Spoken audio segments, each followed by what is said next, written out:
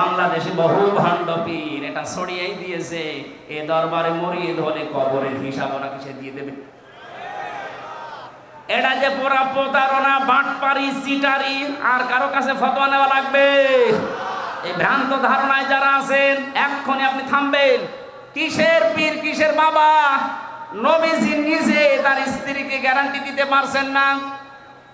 হযরতে খাদিজাতুল কুবরা বলেন, হে নবী, আপনি যদি আমাকে কিছুই না বলেন, এই যে আমি সেজদায় গেলাম, আমার মালিক যখন কিছু না জানাবে যতক্ষণ আমি সেজদা থেকে মাথা তুলব না। নবীজি দাঁড়িয়ে আছেন, হঠাৎ ফেরেশতা জিবরাইল এসে বলে, হে নবী, খাদিজাকে আপনি মাথা তুলতে বলেন, তার চোখের পানি আরো সে মঞ্জুর হয়ে গেছে।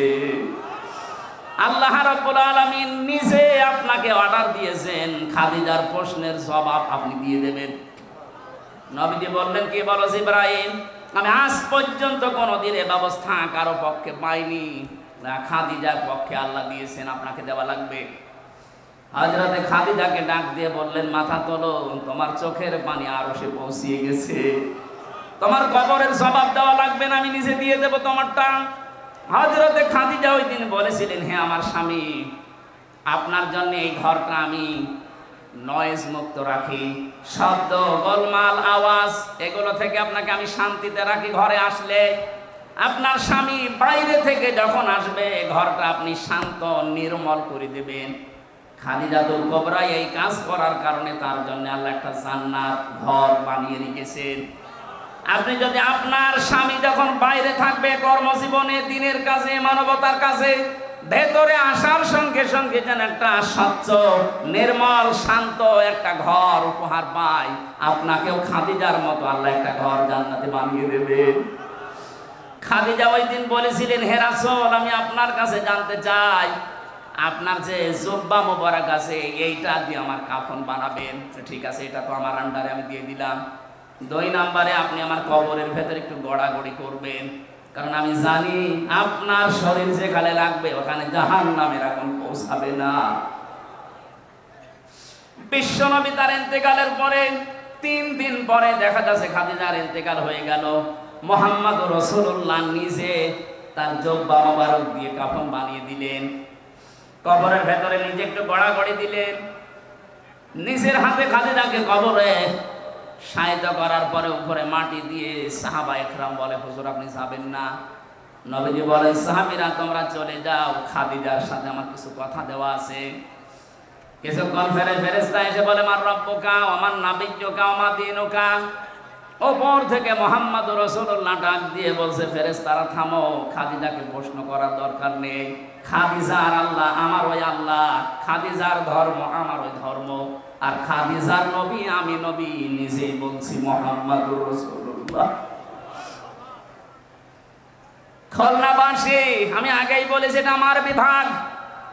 বাংলাদেশে 8টা বিভাগের চাইতে বিভাগের মানুষকে এমনিতে একটু মানুষ হিসাবে ভালোবাসি বেশি। এ বিভাগের নারী পুরুষ আমার কাছে সবচেয়ে বেশি আপন। বড় আশা নিয়ে, বড় ভরসা নিয়ে বলছি, আপনি দেখতে পাচ্ছি আপনি জাহান্নামী হয়ে যাচ্ছেন। অতঈনু আলা দীনি যাওজাতিহা।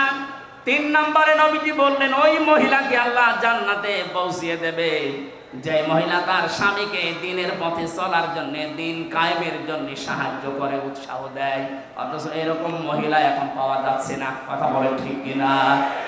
ফতোয়া আজকেও যশোরে আমার মাহফিল ছিল দিনের বেলায়, জোহরের সময় চৌকাছাতে একটা মেয়ে ফতোয়া দিয়েছে, প্রশ্ন দিয়েছে যে নারী পুরুষের একামতে দ্বীনের কাজ করা লাগবে। কোথায় আছে? কোথায় আছে মানে সূরা তাওবার 71 নম্বর আয়াত তার দলিল।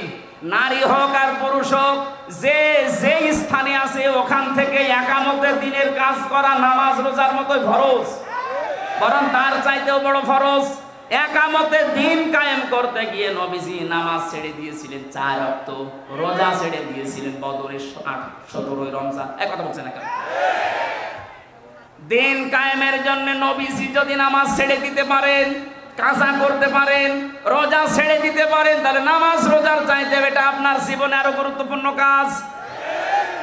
এটা শুধু নারীর জন্য, পুরুষের জন্য না। ওয়াল মুমিনুনা ওয়াল মুমিনাতু বা'দুহুম আউলিয়াউ বা'দ। এখানে মুমিন নারী, মুমিন পুরুষ দুইজনের কথাই আছে। সুতরাং যারা নিজের স্বামীকে ইসলাম কায়েমের জন্য আপনি উদ্বুদ্ধ করবেন, সাহায্য করবেন, ছাড় দেবেন, তাকে সময় দিয়ে দেবেন, আল্লাহ আপনার জান্নাতের 8টা দরজা নিজে খুলে রাখবে। বলেন সুবহানাল্লাহ। 5 না 4 নম্বরে, স্বামী যতক্ষণ বাইরে থাকবে স্বামীর সম্পদ এবং স্বামীর সন্তান আপনি হেফাজত করে রাখবেন। আজ হাজারো মেয়ে লোক স্বামী বাড়ি থাকে না, সন্তানের হাতে মোবাইলটা দিয়ে উনি সারাদিন নিজে সিরিয়াল দেখতেছে। না, এরকম মহিলা আমরা চাই না। আমরা চাই খাদিজাতুল কুবরার মতো, যিনি ফাতেমা তৈরি করবে, কথা বলেন, যিনি উম্মে কুলসুম তৈরি করবে, যিনি রুকাইয়া তৈরি করবে, এরকম মা আমরা ঘরে ঘরে দেখতে চাই। কথা বলেন ঠিক কিনা? 5 নাম্বার, ওই মহিলার জন্য আল্লাহ জান্নাতের দরজা খোলা রাখবে যেই মহিলা স্বামী যেটা পছন্দ করে ওটা যদি জায়েজ হয় সে নিজে ওইটা পছন্দ করবে। এটা আসেনি। 100টার 98টা পরিবারে আমরা পাচ্ছি না স্বামী যেটা পছন্দ করে জায়েজ, অথচ স্ত্রী ওইটা চায় না। আমি 27টা পেয়েছি, তার একটা বলছি। আমি সহ যত স্বামী এখানে বসে আছে প্রত্যেকটা স্বামী পছন্দ করে এবং চায় যে বিয়ের পরে যেন আমার মা বাবা আমার সাথে থাকে। কথা বলেন না কেন? 100টার 98টা পরিবারে এটা চায় না। এই মেয়েটা চায় না, শুধু এই মেয়ের দোষ না, এই মেয়েটাকে কান পোড়া দেয় ওর মা আর ওর বড় বোন। ওখান থেকে খালি বারবার ফতোয়া দেয়, ওই আর কতদিন থাকবি, তাড়াতাড়ি আলাদা হ। সম্মানিত মা বোনেরা, আপনার মা আপনার বড় বোন যদি আপনাকে জান্নাতে যাওয়ার প্রতিবন্ধকতা সৃষ্টি করে, এরকম মা আর বাবার কথা মানা। আরো জোরে বলেন। এই যে আরাফ নামক যে প্রাচীরের উপরে আপনি দাঁড়িয়ে আছেন, এই হাদিসের ব্যাখ্যা বলতে গিয়ে আমি হাদিসটা নিয়ে আসলাম। বিশ্ব নবী জানিয়েছেন ওদেরকে আল্লাহ জান্নাতে দিচ্ছে না কারণ তারা মা বাবার হক আদায় করেনি। 2 নম্বর, নবীজি বললেন ওদেরকে জাহান্নামে আল্লাহ দেবে না। সাহাবী প্রশ্ন করলেন হযরতে আবু যর গিফারী রাদিয়াল্লাহু তাআলা আনহু, হে নবী এদেরকে জান্নাতে দিচ্ছে না বুঝলাম, জাহান্নামে দেবে কেন? বিশ্ব নবী বলেন এই মানুষগুলো দুনিয়া আর যাই করুক, একামতের দিনকে কায়েম করার জন্য সর্বাত্মক চেষ্টা চালিয়েছে, এই কারণে আল্লাহ তাদেরকে জাহান্নামে দেবে না। এটা শুধু খুলনা না, সারা পৃথিবীতে ছড়িয়ে যাচ্ছে। কত সাংবাদিক দেখছেন না, সবাইকে উদ্দেশ্য করে আমি ঘোষণা দিতে চাই, সূরা সফের 10 নম্বর আয়াতের দলিল, হাল আদুল্লুকুম আলা তিজারাতিন তুনজিকুম মিন আযাবিন আলীম। তোমাদেরকে এমন একটা ব্যবসার কথা বলবো যেটা করলে জাহান্নামের আগুনে যাওয়া লাগবে না। তুমিনুনা বিল্লাহি ওয়া রাসূলিহি ওয়া তুজাহিদুনা ফি সাবিলিল্লাহ বিআমওয়ালিহিম ওয়া আনফুসিহিম যালিকুম খায়রুল লাকুম ইন কুনতুম তা'লামুন। আল্লাহর প্রতি ঈমান আনার পরে, রাসূলের প্রতি ঈমান আনার পরে, দুইটাকে সামনে নিয়ে তাদের বিধান জমিনে কায়েম করার জন্য জান আর মাল দিয়ে যারা জিহাদ করবে তাদেরকে আল্লাহ জাহান্নামে দেবে না। সুতরাং এই পৃথিবীতে যারা দিন কায়েমের জন্য চেষ্টা চালান, অন্যান্য যদি কোনো গুনাহ হয়েও থাকে আল্লাহ অন্তত আপনাকে জাহান্নামে দেবে না, গ্যারান্টি আমি দিতে পারি। জাহান্নামে যাবেন না, কিন্তু জান্নাতে যেতেও পারছেন না মা বাবার হক আদায় না করার কারণে। কথা বলেন না কেন? হাদিসের শেষে আমি আর পাইনি যে নবীজি আর জানাননি যে তারা যাবে কোথায়। খুলনাবাসী জান্নাতেও যেতে পারছেন না মা বাবার হক আদায় না করার কারণে, জাহান্নামও আল্লাহ দেখছেন না একামতের দিনের দায়িত্ব পালন করার কারণে। যদি ওই আরাফ নামক প্রাচীরের উপরে দাঁড়িয়ে থাকা লাগে কি হবে বলেন তো? ওই রকম জীবন আমরা চাই? বলেন বলেন।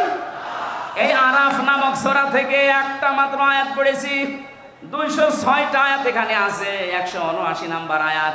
আমার আজকের আলোচনার বিষয় বিবেক। কি বললাম? আরো জোরে। বিবেককে যদি সত্যি কেউ কাজে লাগাতে পারে জীবনেও সে রাস্তা হারাবে না, সে রাস্তা পাবেই।